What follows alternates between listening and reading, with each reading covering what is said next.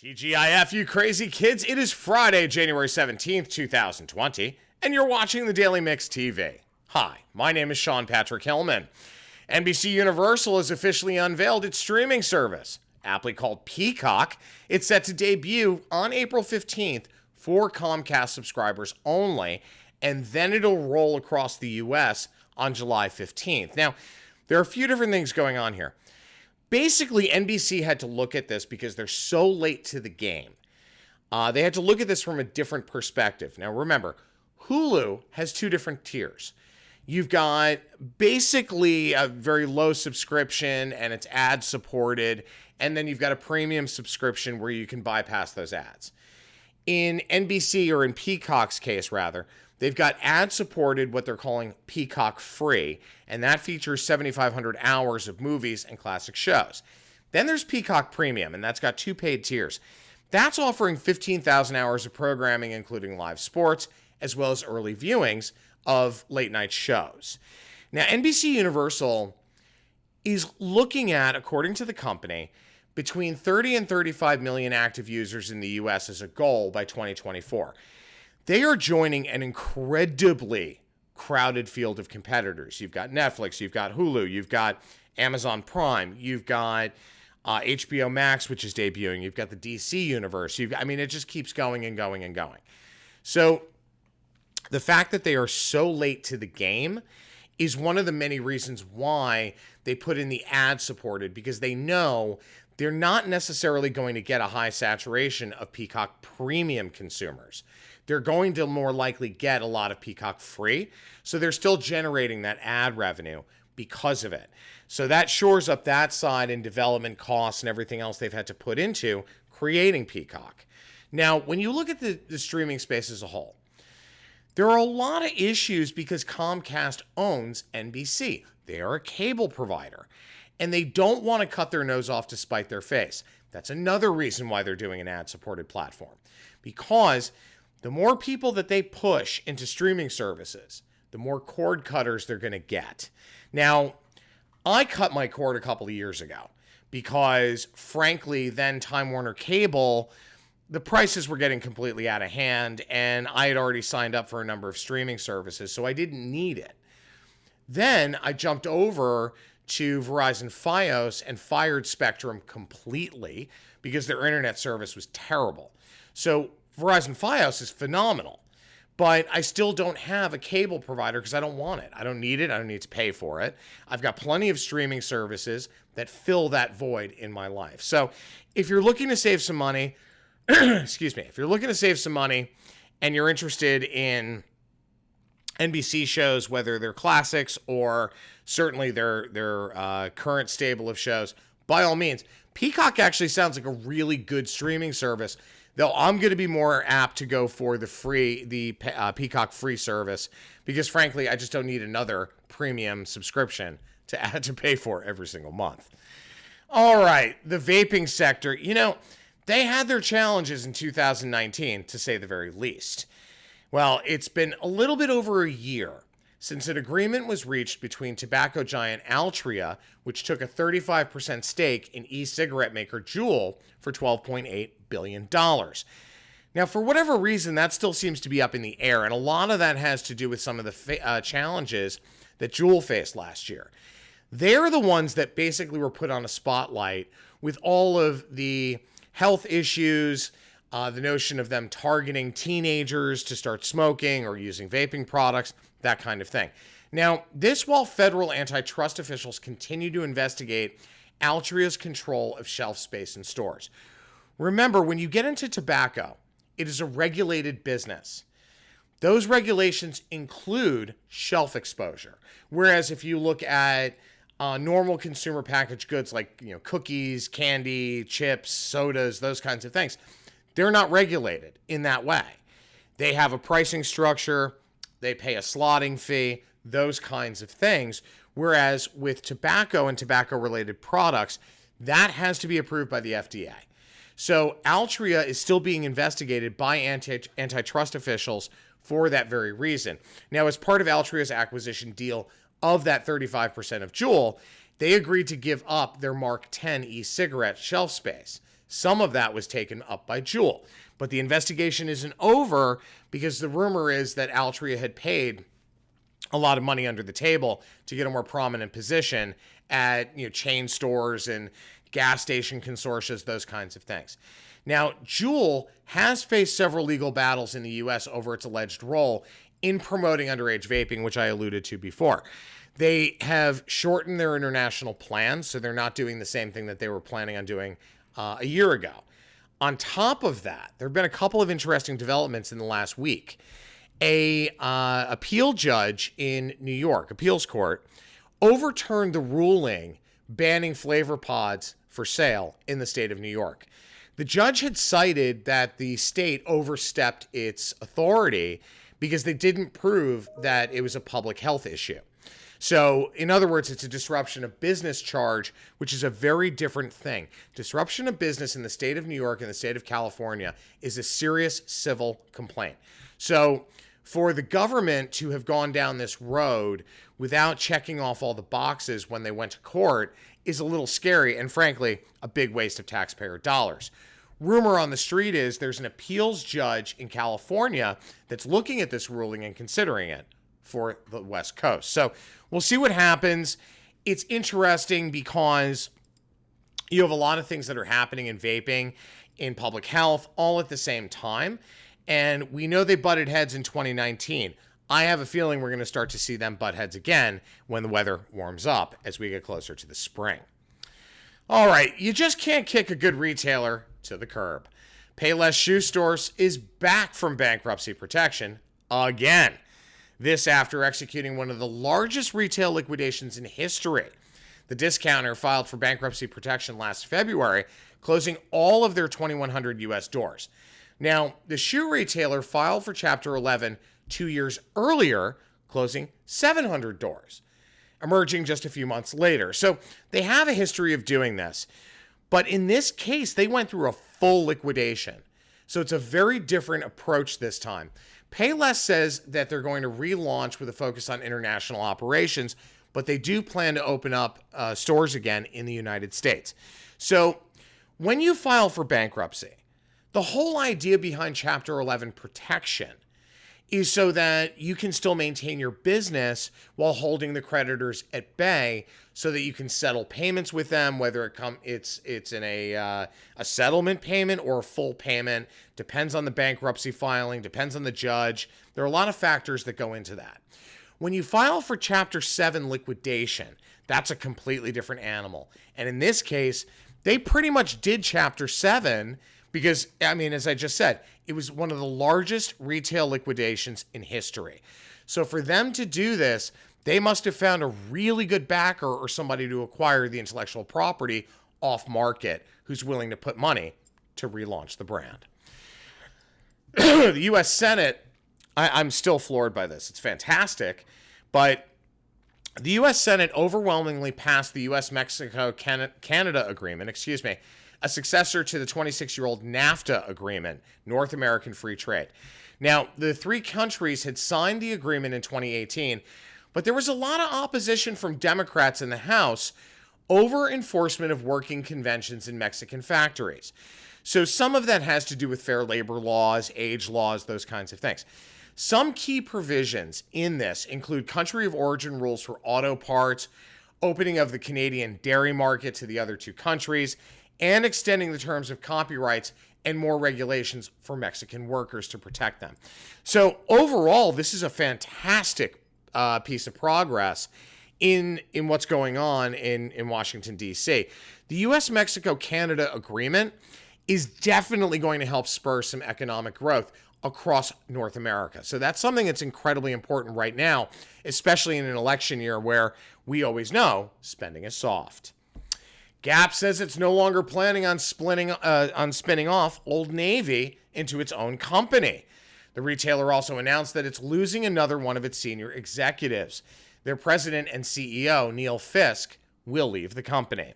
Former Gap CEO Art Peck abruptly left last November, and we covered that. He was temporarily replaced by the son of Gap's founders, Robert Fisher.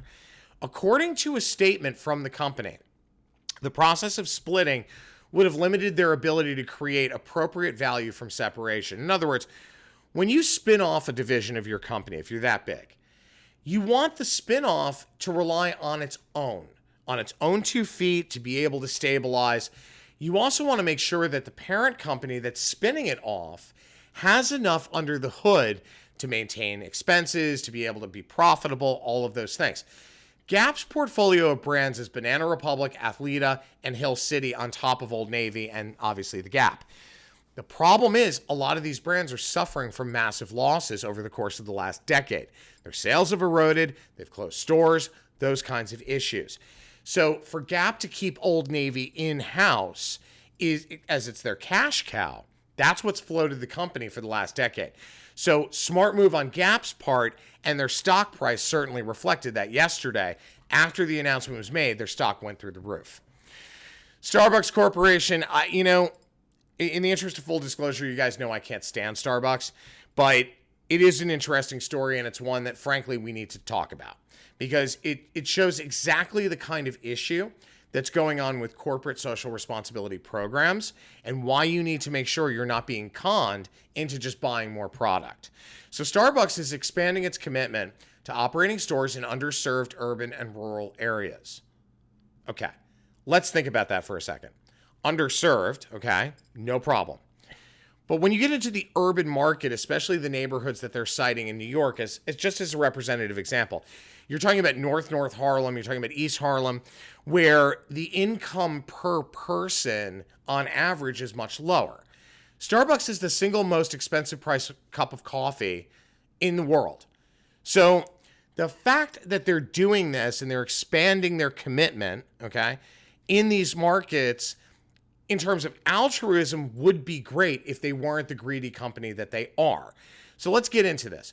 5 years after the launch of their community store initiative, they announced they're expanding by 85 doors with a goal of basically opening 100 locations by 2025 in those areas. So let's talk about those markets. So they're talking about 14 community stores they already operate at places like Trenton, New Jersey, Jonesboro, Georgia, Bed-Stuy in Brooklyn, those kinds of places. Now, Bed-Stuy, it certainly has had an interesting resurgence as a neighborhood. A lot of money got poured into it for investment to gentrify it, but it's still not there. It's not even close to there. So you still have a very high density of low-income residents. Considering the price per cup of just a basic cup of Starbucks coffee, the fact that they're trying to pull this, it just smacks of everything wrong with corporate America. Corporate social responsibility programs aren't supposed to be a cash cow.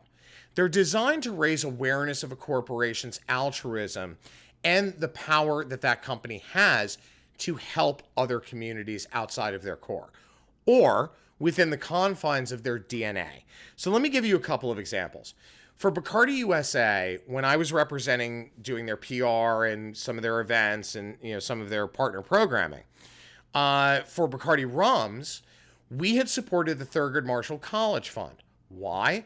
Because we had a very high density of African American consumers on the darker rum side of the portfolio as well as their flavors portfolio. That makes sense. You want to support the community that your primary customer is in. However, Bacardi is an approachable brand from a price point perspective for Superior, for Gold. Superior is their white label, excuse me, I'm sorry. So when you get into that, that makes sense. It's a natural correlation. It's a natural support of that community. And considering that it's not a premium price per se, I mean, $19 for a bottle of Bacardi Superior or 20 some odd dollars for a bottle of Bacardi Gold, that's not a high price point. It's not low either, but it's certainly approachable from an annual bottle purchase perspective. When you get into Starbucks, they're pouring money into underserved urban and rural areas. I'm sorry, but that smacks of everything that is wrong with Starbucks. You're telling people that you're supporting these communities when in fact you're pumping up the marketing operation so that these people go into your store and they become a captive customer. So when they walk in and they're like, well, just give me a small cup of coffee, and they get a bill for $3.25 when they could go to the bodega down the block and spend $1, I'm sorry, but that's absurd.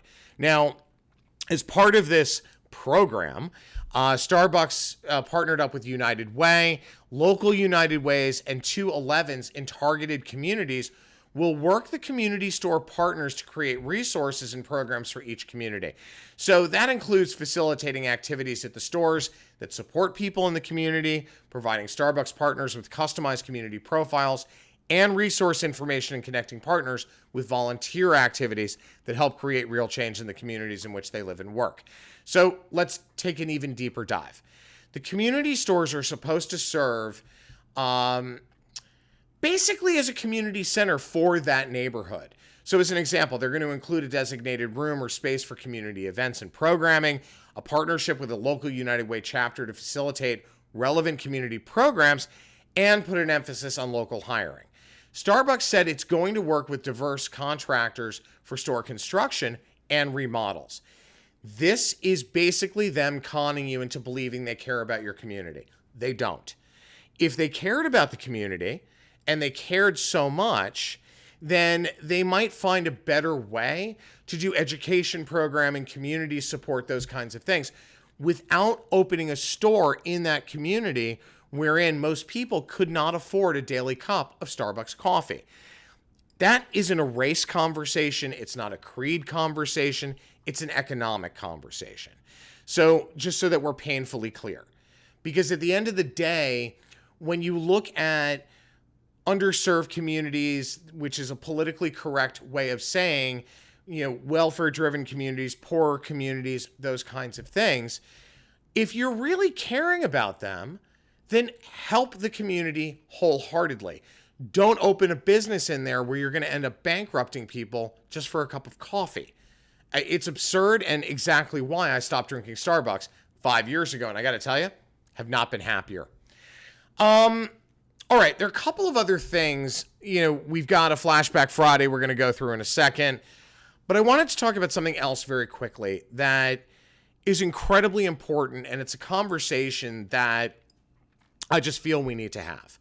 So I was informed the other day that a family who I have known and loved and cared for since I was 10 years old, they were my summer family because they owned and operated the camp that I went to. And I've stayed very close with some of the members of that family. One of them called me and said that one of the matriarchs has stage 4 lymphoma. She's an older woman. She's had a great life, so you can't be upset about that. It's a wonderful thing. But the fact that this is still an issue in 2020 is incredibly mind-numbing and incredibly hurtful to me. I've seen far too many people die of cancer, whether they were family members or very close friends or even acquaintances. And it just continues to hurt, and it continues to feel like somebody's putting a knife through my heart every single time I hear about a friend or a family member that's been diagnosed. Kylie, my wife, unfortunately, had a very, very small scare. They had said that she had a slight case of skin cancer, completely treatable, not a big deal. It wasn't the bad kind. It was still bad, but not the kind that spreads all over your body very quickly. She had it removed. It was a successful surgery, and I'm sure the next couple of weeks are going to be really painful for her because they when they dig out that cancer, it's painful, and the recovery stinks because you've got a hole in your skin and it hurts. In the case of this matriarch, the issue that I have is simple. We should have a cure for cancer already, and we don't. And I blame the pharma companies for that. The billions of dollars in profits that they have every single year selling cancer drugs is reprehensible. It's only going to change when we demand change. We can't rely on politicians, whether they be Republican or Democrat is completely irrelevant. Almost every single politician that we've elected in the last several years, it's always been about them. It's never been about you or me. And only united, if we stand united, can we stop these companies from profiting off of our death, off of our illnesses. There's nothing wrong with selling cold medication antibiotics and those kinds of things. That's a necessary course of action in pharma. But the fact that billions upon billions upon billions of dollars has been spent on cancer research and we don't have a cure yet, people need to stop taking this blindly and start asking serious questions. If you want to be an agent of change, if you want to help the system, please, I encourage you to go to cancer.org. It's the American Cancer Society's website. And learn how you can volunteer, learn how you can donate, learn how you can make a difference. More importantly, write to your local representative, whether it be a congressperson, a senator. Also write to the pharma CEOs and tell them you're not going to stand for it anymore. Enough is enough. They've made more than enough money. It's time for the cure to come out, and it's time for us to stop, unfortunately, mourning people who pass away. Now, very quickly, another side of the conversation, pets. So I put up a video last week about the dog that you see on your screen. His name is Hooch. Hooch was one of Rock and Rawhide's first saves, okay? And we're not a rescue. We're an advocacy organization. We've got hundreds upon hundreds of shelters and rescues that we work with to push out adoption and those kinds of things. Every now and again, Rock and Rawhide takes on a special case.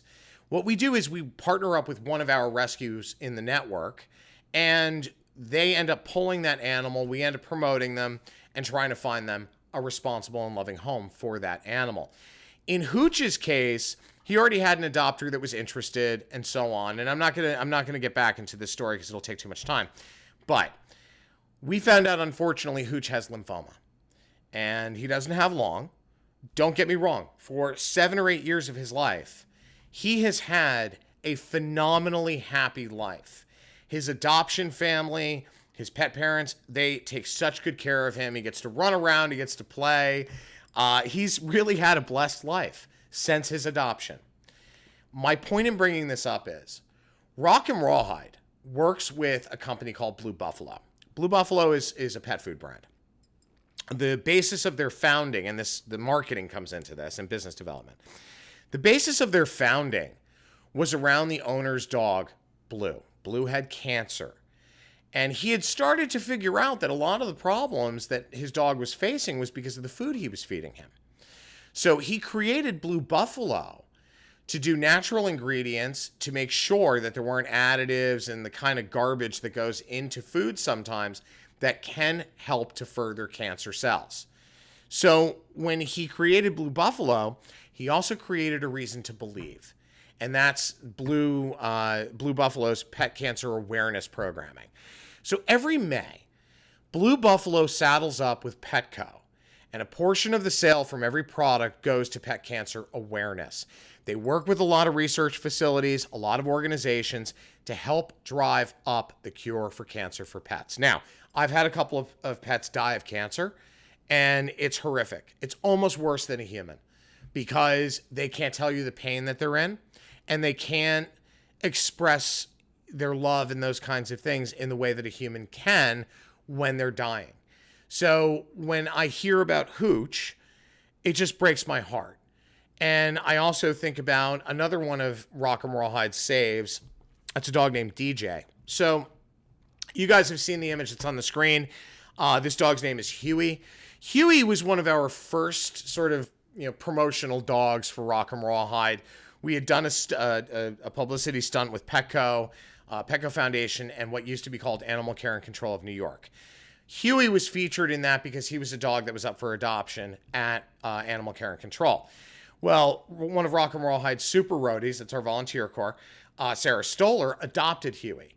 Shortly time after that, Sarah calls up Kylie and says, I found a dog tied up to a fence.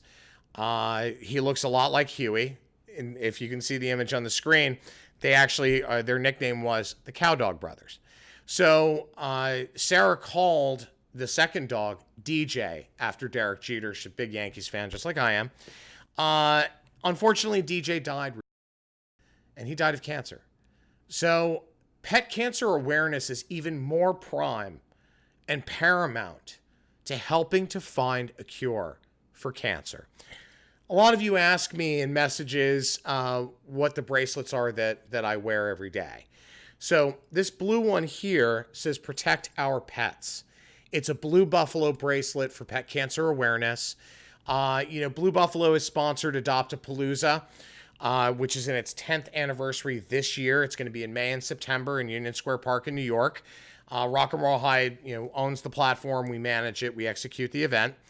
And I believe Blue is coming back. We're going to promote the hell out of Pet Cancer Awareness Month this year in celebration of the 10th anniversary as well. So look out for more information on that. All right, serious talk over for this week's Flashback Friday. Do you remember this? Dorothy, would you like to stay up all night with Blanche and me and watch I Like Lucy? I love Lucy. Well, I haven't seen it yet, so I don't know how I feel about it. Don't mention this to anybody. It's the kind of thing that most people probably wouldn't understand. Oh, don't worry, Dorothy. Rose Nyland can keep a secret. Do you know what the name Nyland means in Norwegian? No. Well, I'm not telling you. There's a meeting at Mensa. That's the organization for people with high IQs like mine. You know, in St. Olaf, we had a chapter of Mensa. And across the room was Girlsa. You can't come in here. This house has been quarantined. We all have, quick, Rose, give me a deadly disease. Oh, I'm sorry, Blanche. I don't have a deadly disease. That's right. Betty White turns 98 years young today. I still love it when I see memes on social like this because it just makes you laugh and smile. And you look at Betty White's character in Golden Girls, Rose Nyland. It's just everything about Betty White is so sweet and fun. And it just talk about an incredible woman. So happy birthday, Miss White. Thank you for almost a century of entertainment. All right, guys, I'm out of time. My name is Sean Patrick Hillman. I'm the editor-in-chief of The Daily Mix TV. If you guys have questions, comments, or story ideas, please email thedailymixtv@gmail.com. Have a great weekend, guys. We'll catch you on Monday.